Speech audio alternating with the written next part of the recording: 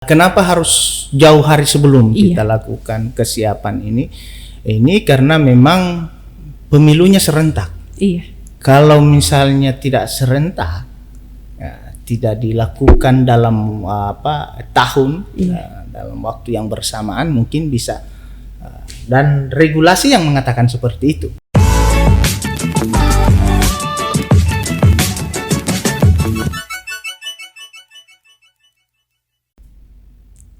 Kembali bersama kami di orasi obrolan demokrasi Bawaslu Kabupaten Gorontalo. Bismillahirrahmanirrahim. Assalamualaikum warahmatullahi wabarakatuh. Sobat Bawaslu sekalian, rasanya terlalu dini untuk kita kemudian berbicara tentang penyelenggaraan pemilu dan pemilihan di 2024 mendatang. Karena kita ketahui bersama bahwa berbicara tentang pemilu dan pemilihan, rasanya baru kemarin kita warga masyarakat Indonesia menyelenggarakan pemilu di 2019. Kemudian selanjutnya sebagian warga masyarakat Indonesia menyelenggarakan pemilihan di 2020, termasuk kita warga masyarakat Kabupaten Gorontalo. Nah, saat ini kita dituntut harus siap untuk menyelenggarakan pemilihan dan pemilu di 2024 mendatang. Nah, hal ini akan kita bahas lebih lanjut di orasi obrolan demokrasi edisi hari ini dalam topik meneropong kesiapan KPU Kabupaten Gorontalo dalam menyongsong pemilihan di 2024 mendatang. Dengan narasumber yang sudah hadir bersama saya di orasi kali ini adalah Ketua KPU Komisi Pemilihan Umum Kabupaten Gorontalo yang terhormat Bapak Rasid Patamani SH.MH. Assalamualaikum warahmatullahi wabarakatuh, Pak. Makasih. Waalaikumsalam warahmatullahi wabarakatuh. Iya, apa kabar hari ini, Pak? Alhamdulillah sehat, walafiat. Iya, alhamdulillah. Kami doakan Bapak selalu sehat. Amin, amin, iya, amin. Diberkahi dengan nikmat keselamatan. Amin. Dimudahkan setiap aktivitasnya, Ya, Bapak. itu yang paling terpenting. Iya, untuk suksesi penyelenggaraan pemilu dan pemilihan di 2024 mendatang tentunya, Pak. Ya, amin.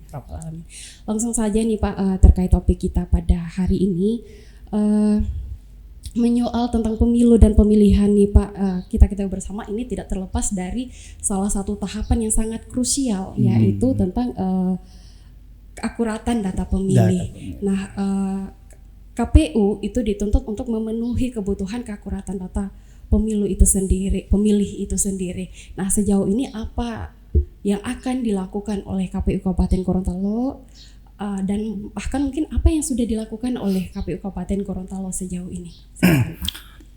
Makasih. Assalamualaikum warahmatullahi wabarakatuh.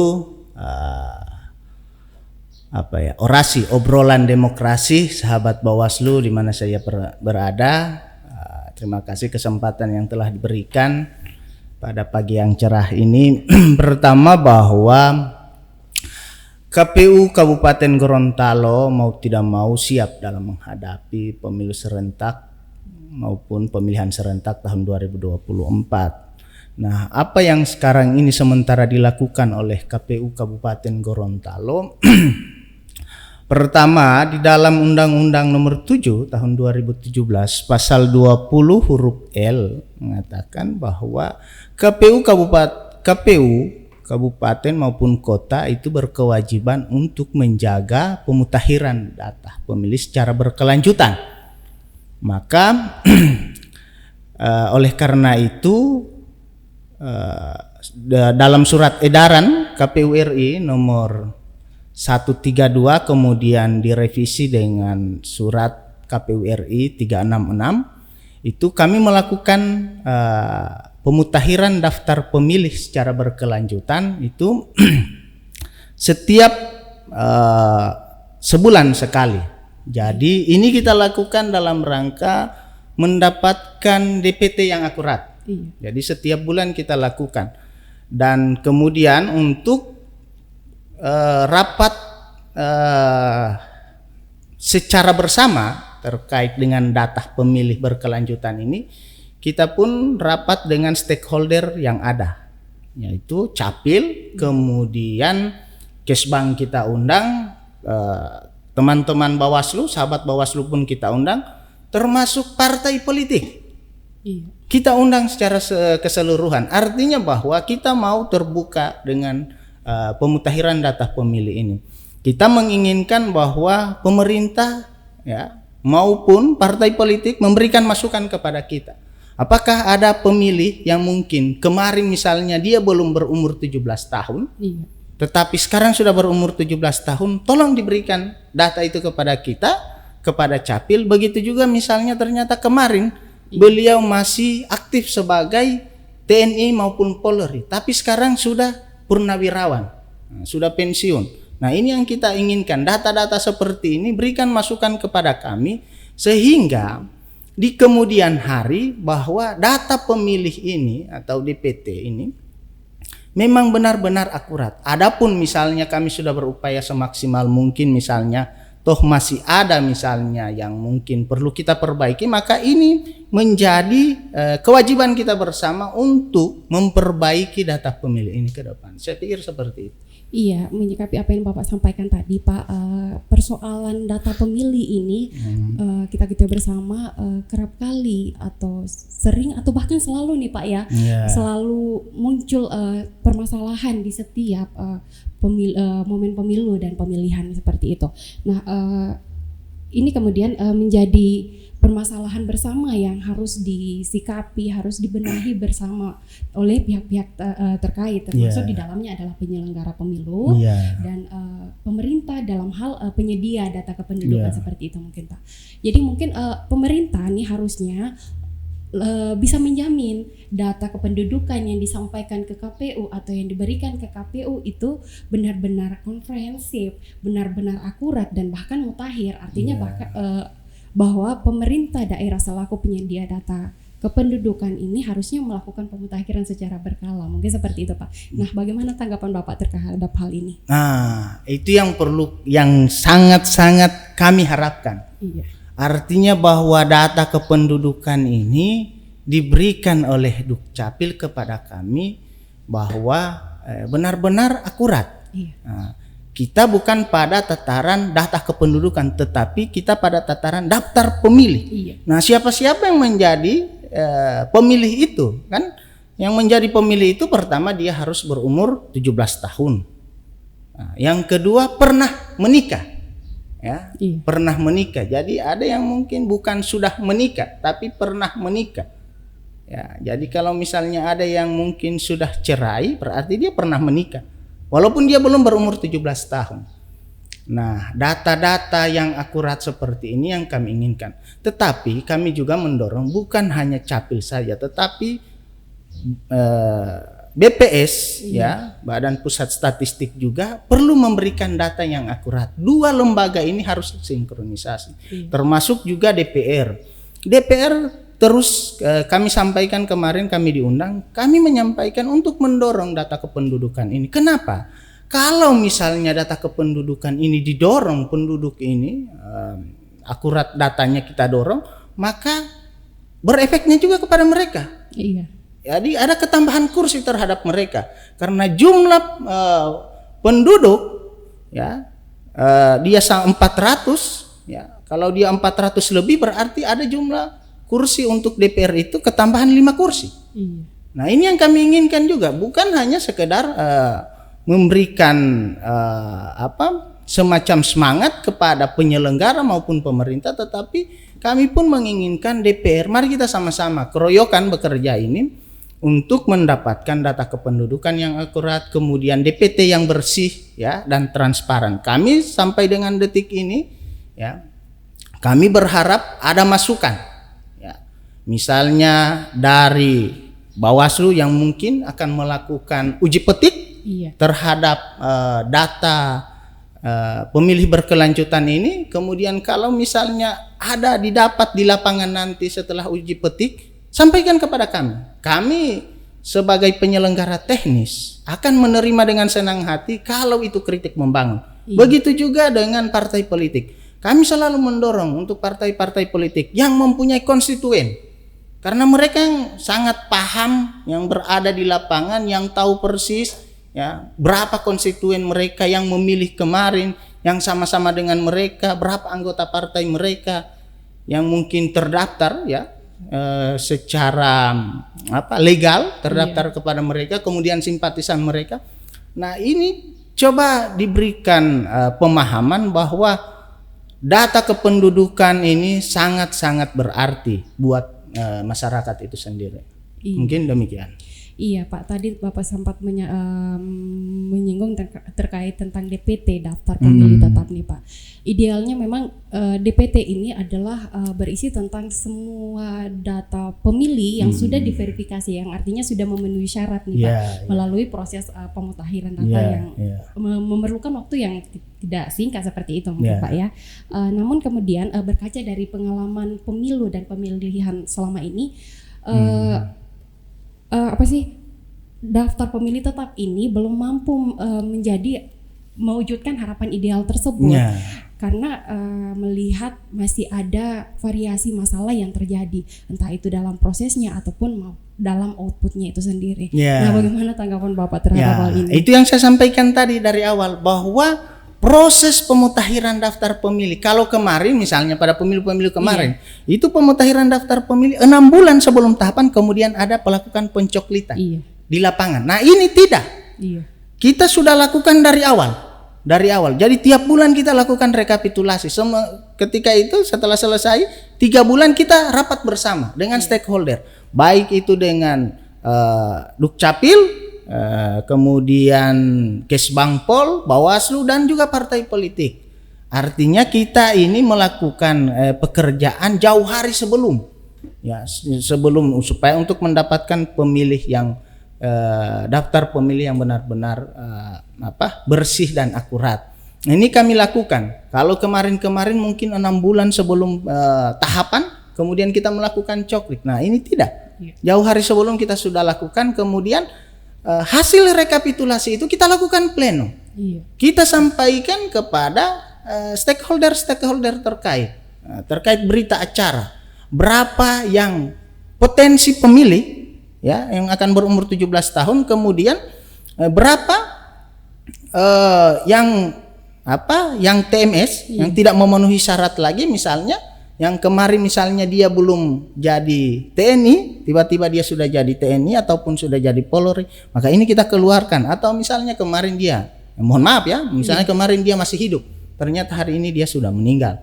Atau mungkin kemarin dia warga masyarakat yang berada di sini, ternyata dia karena mungkin sudah menikah, sudah pindah ke luar daerah dan lain sebagainya. Nah, ini kami update terus, dan semua data-data seperti itu kita sampaikan kepada partai politik, kepada stakeholder yang ada. Artinya bahwa ketika data itu kami berikan, jangan juga cuma disimpan. Artinya dilihat, oh ternyata masih ada yang pemilih atau orang yang sudah berumur 17 tahun ternyata belum didaftar di sini. Nah, ini kita berikan data itu dan kita cross check, kita sampaikan ke Capil, insya Allah dengan cara-cara dan langkah-langkah yang kami KPU lakukan ini, insya Allah akan mendapatkan DPT yang benar-benar akurat. Iya, semoga ya Pak ya. Tadi Bapak sampaikan bahwa kalau pemilu sebelumnya KPU melakukan coklit langsung ya di lapangan seperti itu. Namun kemudian ada yang berbeda dengan pemutakhiran data pada tahapan untuk menyongsong pilkada dan pemilu di 2024 mendatang ini Pak. Ada perbedaan mendasar apa sih Pak, ataupun adakah tantangan ataupun halangan yang dihadapi oleh KPU sendiri dalam hal pemutakhiran data pemilih untuk yang saat ini dilaksanakan seperti itu? Kalau halangan, saya pikir tidak ada, karena kita semua dengan stakeholder punya hubungan baik, mitra kerja. Kita anggapin sebagai mitra kerja dengan Bawaslu, dengan semua elemen-elemen, baik itu partai politik, kita punya hubungan yang baik. Kita seringkali kalau meminta data di Capil, kita selalu menyurat. Kita selalu menyurat, kalaupun kita punya kesempatan, kita datang langsung. Bicara dengan kepala Dukcapilnya, kemudian juga dengan para kasubagnya untuk meminta bahwa ini data-data yang mungkin nicknya sama, atau mungkin ini belum masuk dalam DPT, tetapi misalnya dia sudah berumur 17 tahun. Ternyata ini yang mungkin ada kesalahan. Belum berumur 17 tahun ternyata sudah dilakukan pendataan. Iya. Nah, ini yang kita lakukan, kita coba lakukan. Tapi kalau misalnya halangan, kita tidak punya halangan sama sekali. Karena memang kita sebagai penyelenggara pemilu, kita adalah pejabat publik yang dengan tagline KPU itu KPU melayani. Jadi kita layani ya sepenuh hati. Kira-kira seperti itu. Iya, sahabat Walsu sekalian, menarik sekali apa yang kita obrolkan dengan Ketua KPU Kabupaten Gorontalo pada kesempatan kali ini. Namun kita break sejenak untuk mengikuti pesan-pesan berikut ini.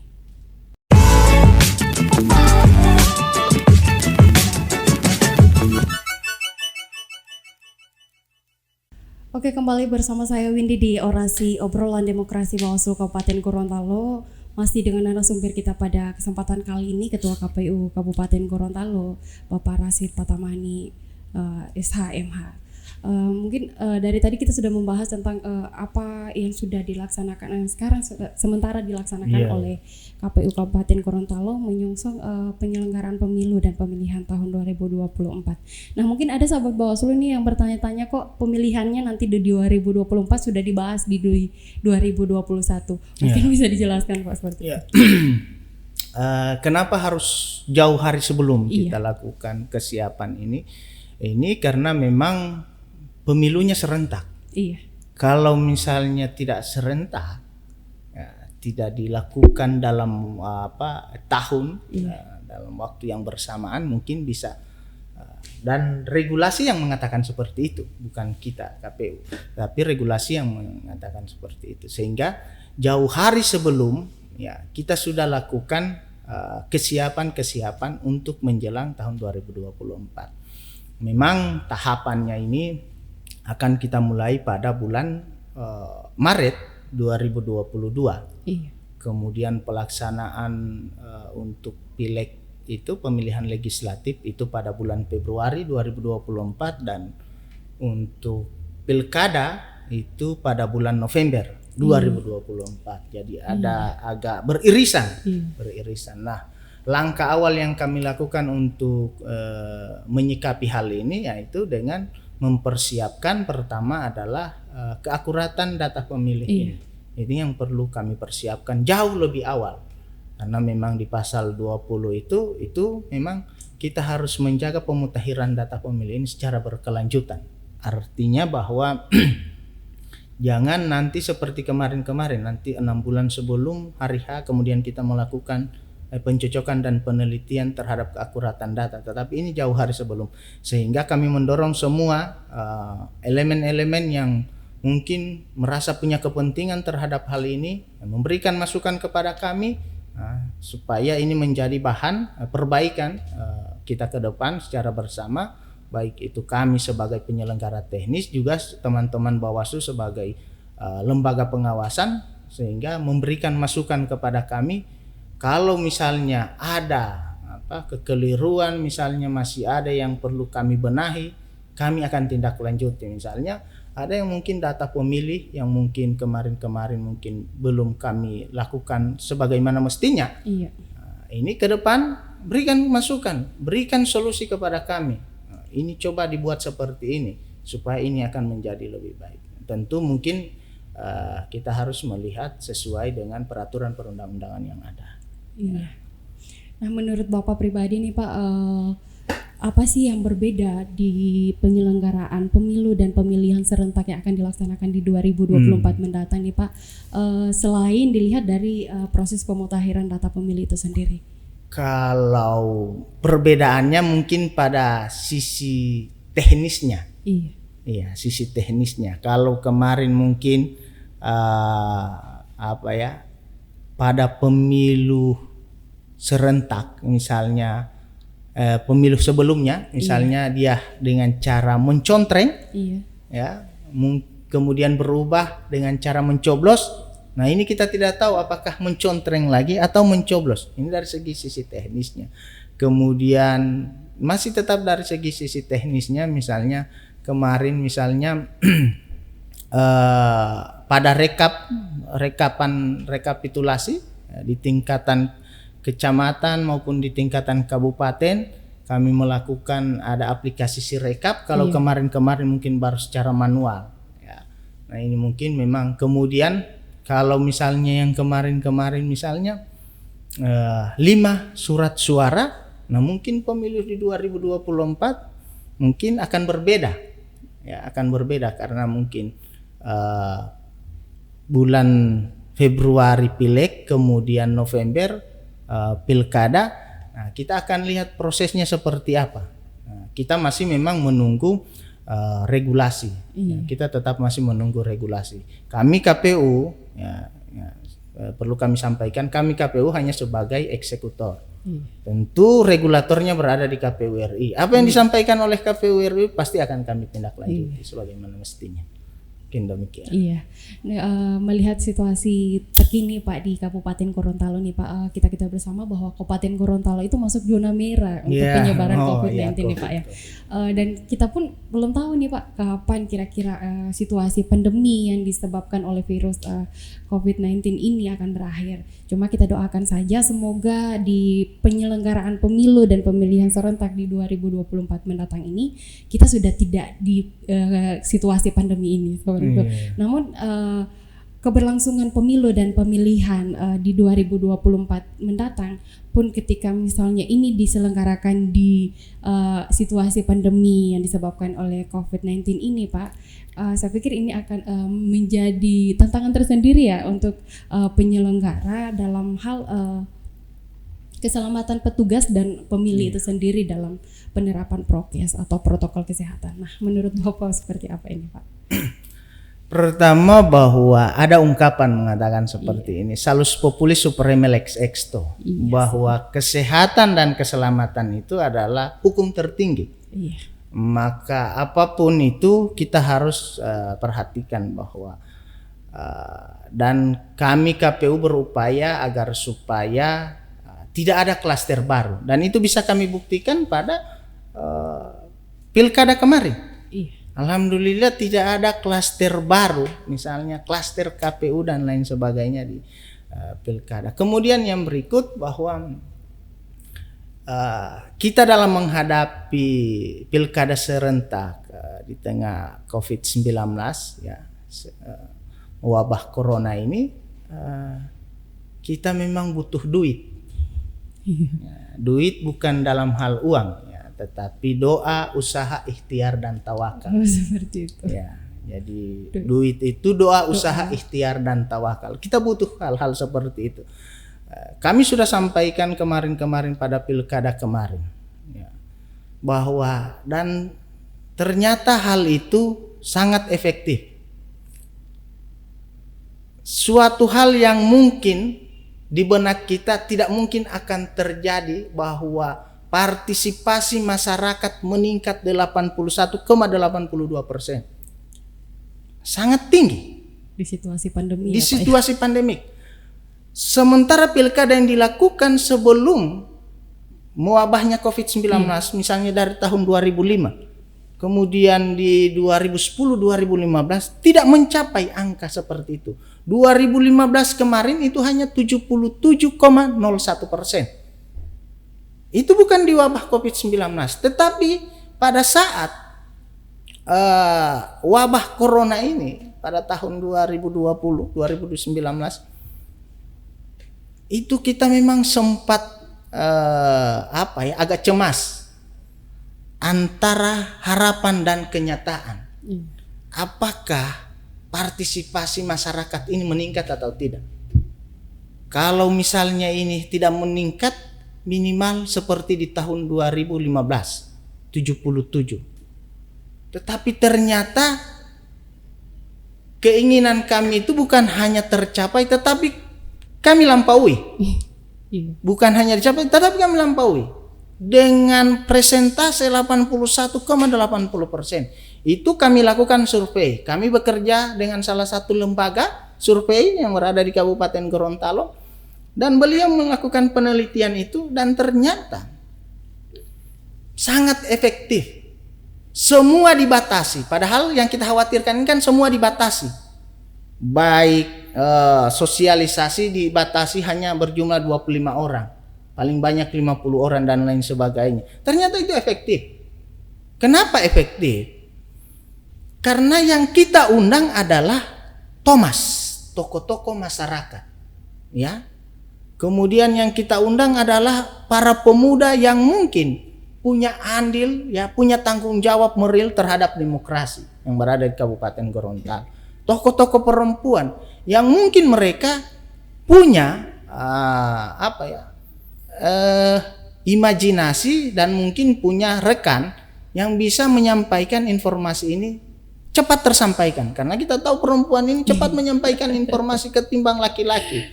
Nah, ini yang kami harapkan. Tokoh-tokoh agama pun seperti itu kami lakukan. Kami beberapa kali melakukan segmen, baik itu ada segmen perempuan, kami datangi majelis-majelis taklim, kemudian kaum-kaum marginal, ya, kemudian ada komunitas adat terpencil, kami datangi, kami lakukan sosialisasi, kami informasikan, dan yang kami undang adalah orang-orang yang memang mampu memberikan informasi kepada masyarakat.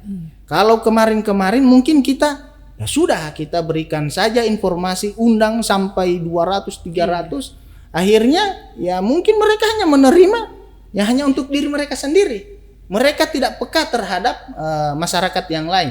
Nah, sudah, nanti misalnya kalau ditanya sudah tunggu lagi sosialisasi berikutnya. Tetapi ini tidak, karena mungkin mereka peka. Nah, ketimbang misalnya mereka sayang terhadap keluarga mereka yang mungkin akan terjangkit, mereka akan sampaikan, mereka sendiri yang akan mentransfer apa yang mereka dapatkan pada sosialisasi itu sendiri. Mungkin demikian. Oh iya Pak, hal lain yang mungkin menjadi perhatian tersendiri nih Pak terkait penyelenggaraan pemilu dan pemilihan serentak di 2024 mendatang nih Pak, selain tentang penjadwalan hari H pencoblosan nih di baik itu pemilihan maupun pemilu itu sendiri, kita bersama bahwa di 2024 mendatang akan ada proses rekrutmen nih penyelenggara pemilu, baik itu Bawaslu Kabupaten Kota, begitupun dengan KPU Kabupaten Kota nih Pak. Proses rekrutmen yang dilaksanakan pada saat jalannya proses tahapan itu sendiri yang saya pikir cukup rumit untuk kemudian mengatur keberlangsungan jalannya tahapan yang dan itu bukan hal yang mudah seperti itu. Nah, kita pun memperhatikan terkait efektivitas dan kondusivitasnya seperti itu untuk keberlangsungan jalannya tahapan sementara berjalan. Nah, menurut Bapak seperti apa ini, Pak? Ya, memang ini salah satu isu nasional yang agak krusial, bahwa semua tahapan beririsan. Kita pun KPU Kabupaten Gorontalo mungkin dengan teman-teman Bawaslu mungkin hanya berbeda bulan. Akan berakhir pada tahun 2023. Nah, ini kan beririsan. Nah, kalau misalnya mau dilakukan perekrutan kembali, ya bukan berarti kita tidak mau. Kalau misalnya karena memang regulasi mengatakan seperti itu, ya kita berharap juga orang-orang yang terpilih memang orang-orang yang memang paham. Ya, yang sudah tahu bahwa proses ini sudah berjalan. Ya, kalau misalnya mau diperpanjang juga tidak jadi persoalan buat kami, kan? Ketimbang misalnya melakukan perekrutan ulang. Tetapi satu hal yang paling kami sampaikan adalah bahwa proses ini beririsan. Ya, beririsan. Kami pun akan berakhir di tahun 2023 itu mungkin kalau kita hitung tinggal 8 bulan proses. Kalau misalnya di Februari itu pileg mau dilakukan 2024, itu tinggal 8 bulan masuk. Ada yang berakhir pada bulan Desember 2023, artinya tinggal 2 bulan menuju hari H. Nah, ini kan prosesnya. Yang paling mungkin agak krusial itu misalnya kalau misalnya ini dipaksakan untuk dilakukan perekrutan ulang, KPU yang akan berakhir di bulan Desember 2023, kemudian yang terpilih adalah orang-orang baru semua. Nah, ini kan mungkin akan salah satu yang mungkin akan menyulitkan. Nah, lagi-lagi ini butuh payung hukum. Kami berharap kalau misalnya akan ada penambahan waktu buat kami atau perpanjangan waktu buat kami, perlu ada payung hukum yang jelas. Mungkin Perpu atau sejenisnya dan lain sebagainya, itu kami tidak tahu. Yang jelas kami KPU kabupaten, kota maupun provinsi hanya sebagai eksekutor. Apapun itu kami akan jalankan. Regulatornya ada di KPU RI dan pembuat undang-undang kan ada di legislatif dan eksekutif. Mungkin itu saja. Iya, apapun itu kami doakan semoga amin yang terbaik untuk Bapak dalam hal karir Bapak di KPU Kabupaten Gorontalo ya Pak. Amin. Terakhir nih Pak, apa harapan Bapak selaku Ketua KPU Kabupaten Gorontalo untuk penyelenggaraan pemilu dan pemilihan serentak di 2024 mendatang, khususnya untuk kami Bawaslu Kabupaten Gorontalo? Salah satu yang kami harapkan bahwa pertama kami menginginkan pengawasannya harus benar-benar. Salah satu contoh, saya bukan mau ini karena saya ini dulu kepala sekretariat Panwas Kabupaten Gorontalo sebelum beralih status jadi Bawaslu. Saya pernah jadi Wascam di 2015 pada pilkada kemarin. Nah, satu hal, saya pernah jadi pemantau pemilu sejak 2004 sampai 2012. Nah, harapan saya misalnya, saya kemarin selalu menyampaikan kepada teman-teman Panwas, pada pileg kemarin itu jangan fokus di TPS, khususnya pengawas TPS. Karena bagi saya semua sudah transparan, tidak ada yang ditutup-tutupi. Saksi ada semua di situ, kan? Mau apalagi yang mau ditutup-tutupi? Orang banyak berkerumun di situ. Yang perlu dilihat adalah transaksi di sekitaran TPS. Saya sebagai pemantau pemilu sejak 2004 sampai 2012 itu banyak menyaksikan seperti itu. 50 meter dari TPS itu pasti ada transaksi. Pasti ada transaksi, bukti konkret, ya. Itu banyak yang terjadi. Dan ini yang kami inginkan kepada teman-teman Panwas. Saya selalu menyampaikan ketika saya menemukan hal itu, saya selalu sampaikan, coba ada kecurigaan, harus perlu dideteksi sedini mungkin. Yang berikut harapan kami juga terhadap Badan Pengawas Pemilu khususnya yang di tingkat bawah segera melakukan sinkronisasi antara sesama penyelenggara pemilu di tingkatan bawah. Misalnya kalau ada hal-hal yang mungkin terjadi miskomunikasi, kalau Bawaslu segera sampaikan kepada kami, nanti kami akan sampaikan kepada atasannya. Begitu juga dengan penyelenggara kami di tingkatan bawah, misalnya PPK maupun PPS dan KPPS. Kalau ada yang salah, sampaikanlah kepada Bawaslu dan Bawaslu akan sampaikan kepada kami. Kami akan lakukan peneguran. Yang kami harapkan adalah silakan awasi kami, lakukan kritik secara membangun. Nah, contoh saya sampaikan tadi bahwa ini pemutakhiran data pemilih. Segera lakukan uji petik terhadap data-data yang ada ini. Kalau ada data yang mungkin ternyata ini belum pensiun dari kepolisian, ini sudah masuk di sini. Nah, ini coba segera sampaikan kepada kami. Kami berharap hal-hal seperti itu. Jangan biarkan kami penyelenggara ini kan kadang-kala kan seperti itu. Ini kan urusan KPU. Kita kan hanya mengawasi saja.